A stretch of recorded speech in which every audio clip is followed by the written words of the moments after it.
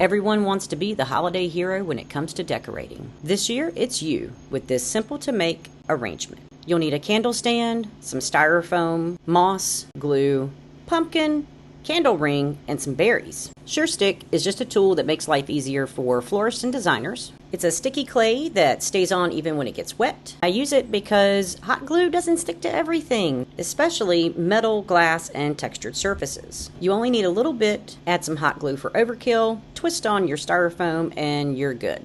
I'm adding sheet moss to hide the foam and give it a cool look that no one will see by the time we get done. I'm adding some greening pins or fern pins, whatever you want to call them. They do the same thing, which is just to keep the moss in place.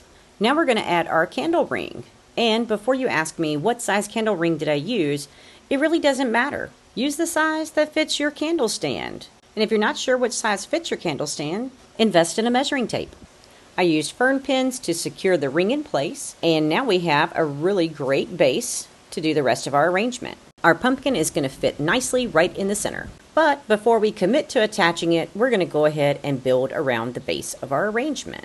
I cut up a bush of brown eucalyptus and I'm just dispersing it all around the ring to make it a little bit fuller and add a little bit of color variation.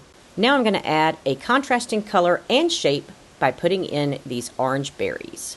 I'm placing them in the spots where I did not place the brown eucalyptus.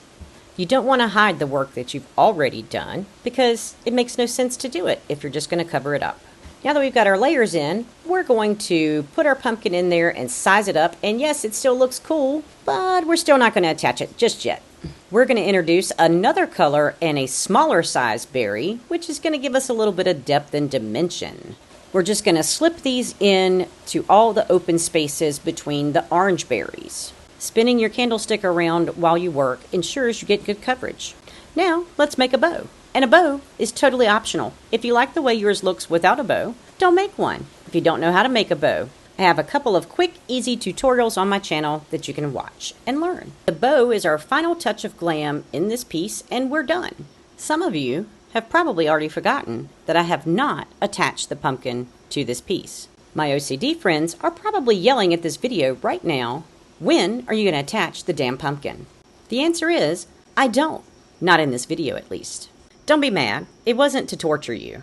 I sell all of my centerpieces. It can be hard to predict exactly what style a customer is going to want. If they don't like the look of the knit pumpkin, or if they wanted cream or green, I can easily change it if I haven't already glued the pumpkin in.